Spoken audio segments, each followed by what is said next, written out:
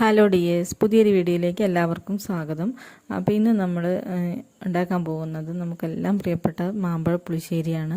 ഇപ്പോൾ എന്തായാലും എല്ലാവർക്കും മാങ്ങയൊക്കെ കിട്ടിക്കാണും. അപ്പോൾ അതുകൊണ്ട് നമുക്കിത് എന്തായാലും ഒന്ന് ട്രൈ ചെയ്ത് നോക്കാം. അപ്പോൾ ഇവിടെ ഞാൻ എടുത്തിട്ടുള്ളത് നമ്മുടെ ഇവിടെ നാട്ടിൽ ഒട്ടുമാങ്ങ എന്ന് പറയും. നമ്മുടെ ഒരു ചെറിയ സൈസ് മാങ്ങ, നല്ല മണമൊക്കെ ഉള്ളൊരു മാങ്ങ. ആ ഒരു മാങ്ങയാണ് നമുക്ക് മാമ്പഴ പുളിശ്ശേരിക്ക് ഏറ്റവും നല്ലത്. അപ്പോൾ അതിന് രണ്ടെണ്ണമാണ് കിട്ടിയിട്ടുള്ളത്. അപ്പോൾ 3-4 ഒക്കെ ഉണ്ടെങ്കിൽ ഒന്നുകൂടി ടേസ്റ്റിയാണ്.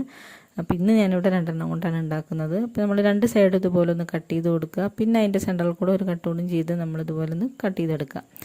അപ്പോൾ അത് ആ ഒരു കഷ്ണം നമ്മുടെ മാങ്ങയെന്ന് പറഞ്ഞു പോരാത്ത രീതിയിൽ ഈ ഒരു രീതിയിൽ വേണം നമ്മളത് കട്ട് ചെയ്തെടുക്കാൻ.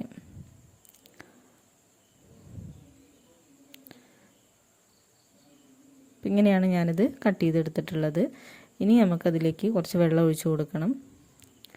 അപ്പോൾ ഞാനൊരു 1.5 ഗ്ലാസ് വെള്ളമാണ് ഒഴിച്ചു കൊടുക്കുന്നത്. ഏതാണ്ട് അതൊന്നിങ്ങനെ മുങ്ങി നിൽക്കുന്ന രീതിയിൽ ആണ് ഒഴിച്ചു കൊടുത്തിട്ടുള്ളത്. പിന്നെ ഇതിലേക്ക് ഒരു പച്ചമുളക്, ഇപ്പോൾ നമ്മുടെ എരിവിനനുസരിച്ച് 2-3 പച്ചമുളക് നമുക്ക് ചേർത്ത് കൊടുക്കാം. പിന്നെ പൊടികളിട്ട് കൊടുക്കുക. അപ്പോൾ മുളക് പൊടി 1 സ്പൂണ്, അതുപോലെ മഞ്ഞൾപ്പൊടി 1 സ്പൂൺ ഇട്ട് കൊടുത്തിട്ടുണ്ട്.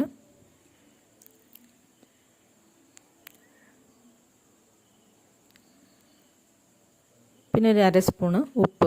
അപ്പോൾ ഉപ്പ് നമ്മുടെ ടേസ്റ്റിനനുസരിച്ച് നമ്മൾ ചേർത്ത് കൊടുക്കുക. അപ്പോൾ ചിലവർക്ക് കുറച്ചായിരിക്കും. അപ്പോൾ നമ്മുടെ ഇതെങ്ങനെയാണെന്ന് വെച്ചാൽ അതിനനുസരിച്ച് ഉപ്പ് ഇപ്പോൾ കുറവാണെന്നുണ്ടെങ്കിൽ ലാസ്റ്റ് ഇട്ട് കൊടുത്താലും മതി. അപ്പോൾ നമ്മുടെ എല്ലാതും ഇട്ട് കൊടുത്തിട്ടുണ്ട്. നന്നായിട്ടൊന്ന് ഇളക്കിയതിന് ശേഷം നമുക്കിത് അടുപ്പത്ത് വയ്ക്കാം. ഇപ്പോൾ നമ്മൾ അടുപ്പത്ത് വെച്ചിട്ടുണ്ട്. ഇനി ഒരു 10 മിനിറ്റോളം അതൊന്ന് അടച്ച് വെച്ച് നന്നായിട്ടൊന്ന് കത്തിച്ച് അതൊന്ന് വേവിക്കാം. ഇപ്പോൾ ഏതാണ്ട് നമ്മുടെ 10 മിനിറ്റോളം ആയിട്ടുണ്ട്. ഇപ്പോൾ നന്നായിട്ട് തിളച്ച് വന്നിട്ടുണ്ട്. ഇനി ഒന്ന് മറ്റേ സൈഡും കൂടി ഒന്ന് ആവേണ്ട രീതിയിൽ നന്നായിട്ട് മുങ്ങി നിൽക്കുന്നുണ്ടായിരുന്നില്ല. അപ്പോൾ നന്നായിട്ട് കവർ ചെയ്ത് നിൽക്കുന്നതാണെങ്കിൽ ഓക്കെ, വെന്ത് കിട്ടും. അല്ലെങ്കിൽ ഇങ്ങനെ ഒന്നുകൂടി ഒന്ന് ജസ്റ്റ് ഒന്ന് ഇളക്കി കൊടുത്ത് നമുക്കൊന്നും കൂടി ഒന്ന് വേവിച്ചെടുക്കാം. ഇപ്പോൾ ഏതാണ്ട് നമ്മുടെ കറി ഏതാണ്ട് സെറ്റായി വന്നിട്ടുണ്ട്. ഇനി ഇതിലേക്ക് അരപ്പ് തയ്യാറാക്കാം. അരയ്ക്കാനായിട്ട് നമ്മൾ ഇതിലേക്ക് എടുത്തിട്ടുള്ളത് ഒരു മുറി തേങ്ങയാണ്.